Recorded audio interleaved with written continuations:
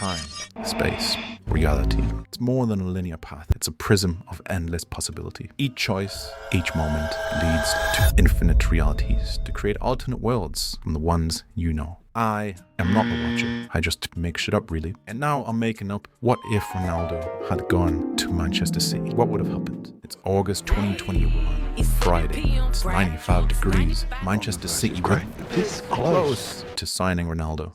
I can almost taste it. What if they did? Would United be stuck playing with the big host in the Euro? Wait, that actually happened. Never mind.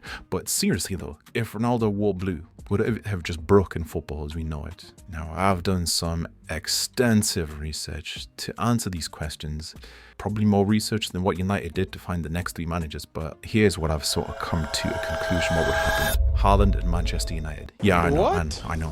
Stay with me now. Manchester City winning the Champions League a year earlier, and United spiraling into utter chaos. Buckle up, because if you thought the Ronaldo Saga was dramatic in the first place, yay! Wait till you see how deep this rabbit hole goes. So let me add some context into why City wanted Ronaldo in the first place. City had just won the Premier League again. Ooh, yay.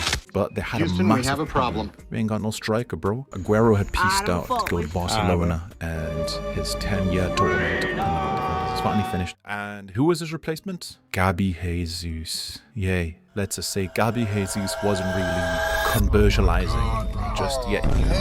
Relying on Gabi Jesus to save his season, the corner, that's a bold move, but Pep knew that was hell no. So their first choice, Harry Kane, offered 50 M's, rejected. 100 M's, rejected. 150 M's, rejected. This guy, Daniel Levy, he protects his players like the crown and jewels, bro. He's the best CB an agent has ever seen before. So what was City's next move? Basically, let's turn to Ronaldo. Goal scorer in Cyborg, who just finished Serie A's top scorer with 29 goals. And even better, he's a bargain. 15 million euros, pounds, whatever. 15 million something. That's like what? You can get almost 10 Jack Grealishes with that. So a proven goal scoring machine for a cut of the price. That's like finding a PS5 in stock during Black Friday. Actually, wait, a refurbished PS5 in stock on Black Friday for like £100. You don't think, you just grab that hoe. So what evidence do we have that City needed a strike? So the Champions League failures, that man dominated in the Champions League, bro, but still lacked a finisher. They had 73 possessions in the game against Chelsea, but lost 1-0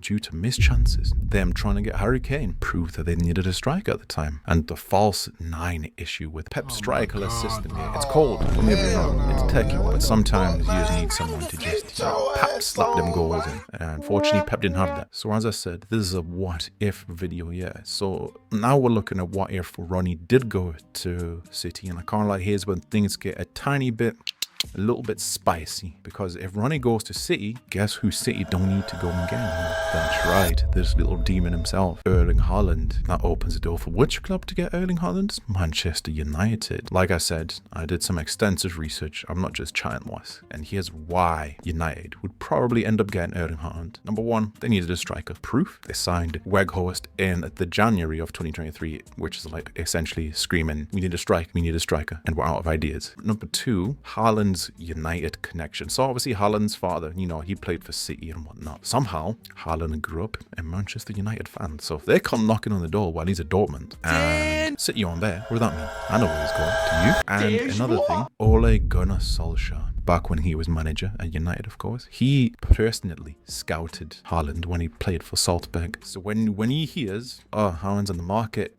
I need a striker, he supports United, I'm sure we're going to see that little demon in a red shirt. And if you're wondering how they paid for him, I mean, remember, these guys spent 80 million on Harry Maguire, so money ain't no issue. We rich over there, or they rich over there. Or rather, they were. So how does this change everything? Well, United's attack becomes completely different. Now, all of a sudden, you're seeing Rashford with Haaland. And I don't think I need to name any more names, because Rashford a couple years ago, he was still doing bits. And who do they have? They got Pogba, yeah. And yeah, unfortunately for City, they miss out on their top-tier striker. No 36-goal Premier League season in 2023, but they have Ronaldo, so I guess, you know, it's not all bad.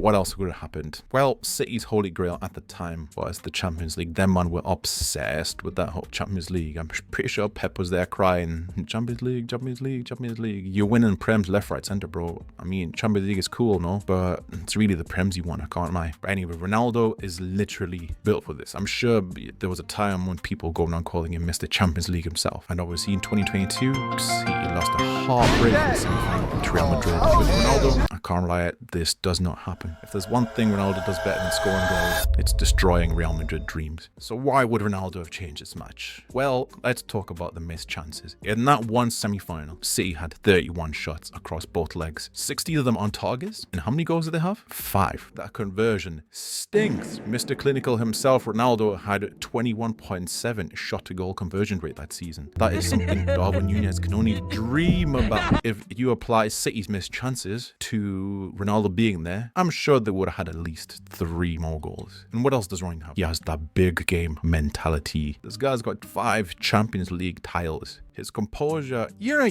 forget 99, bro. It's breaking the scale. I've seen this guy cook entire teams on his ones. I've seen people go home crying, and it's because of CR7. Ronaldo in the Champions League is basically a Chico, bro. It's like playing a game of FIFA against your brother who doesn't play FIFA, and you're using PSG like 21, 22. That's crazy, bro. So yeah, the likely outcome of all this would have been City wins the Champions League a year earlier, for Real Madrid don't get to lift the 14th European crown, haha, and Benzema, unlucky, bro, that Ballon d'Or is no longer yours. It's CR7. And the third thing that would happen, so obviously we've touched on what would have happened at City, we've touched briefly on what would have happened at United, but let's focus a bit more on United. We'll come back to City, we'll come back. But anyway, without Ronaldo's goals in that 21-22 season, if he did go to City, their season just falls apart. It's like pulling out medium rare brisket, bro, just falls off the bone like their season. So how will their season have changed without Ronaldo? Well, firstly, he scored 24 goals that season, which contributed directly to 14 points in the league. Take away the goals means those 14 points are gone, and United likely finished 8th, even below West Ham at the time. Proof? I'm sure he had late winners against Atalanta, Villarreal, and Norwich. United miss out on both Europa League and Champions League spots because obviously, they finished 8th. And Ole's fate, well, he's gone quicker, a lot quicker, probably by November. And if he's gone by November, guess who's not available? Ten Hag may have already taken another job, or maybe he just wasn't available during those times. In another timeline, United might still be stuck with Michael Carrick as the manager. So back to C. We all know having Ronaldo, it's all fun and games, right? But bro don't come cheap. He's expensive. He's one of them blue chip strikers. Know what I'm saying? I'm sure back then he was earning like 500k a week, and that is no small fee. We all know how City loves complying with FFP, but that would have made it difficult for them to sign the people that they did afterwards, which was Jack Grealish for 100 M's and the robot himself, Erling Haaland. But we've said he would have probably been at United. So Jack Grealish, 100 M's. That's still crazy, bro. Looking back, that's still wild. But Ronaldo's wages would have made it impossible to accommodate Jack Grealish under FFP rules. And like I said, we know how much City loves complying with FFP. So what happens from this? No Grealish. That man don't have creative depth. Not that he brings a lot to the team anyway. I'm sure he scored like 1 goal in God knows how long. And like I said before, no Haaland. But guess what changed everything? One phone call from Sir Alex Ferguson stopped all this from happening. I can't lie, I would have loved to see this world. United getting, I don't know, no rebuild. Oof, amazing times.